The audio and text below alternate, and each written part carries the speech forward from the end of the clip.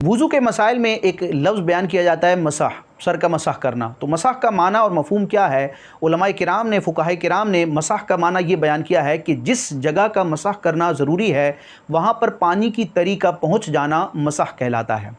जैसे कि सर का मसाह करना ये फ़र्ज़ है, चौथाई सर का मसाह करना फ़र्ज़ है, तो इससे मुराद ये नहीं है कि सर के बालों को बिल्कुल भिगो लिया जाए और उस पर पानी इतना डाला जाए कि वो धोने की तारीफ़ में आ जाए, दो दो कतरे बह जाएँ, बल्कि हाथों को गीला कर कर हम अपने सर पर फेर लेंगे, बालों पर फेर लेंगे, सर के हिस्से पर फेर लेंगे, तो अब हमारे गीले हाथों की तरी हमारे सर पर और उसके बालों पर लग जाएगी और ये तरी पहुँचना हुआ। तो सर का मसा हो या किसी और उज़्व का मसा हो तो उसके लिए ज़रूरी है कि उस उज़्व पर, उस जगह पर पानी की तरी पहुँच जाए।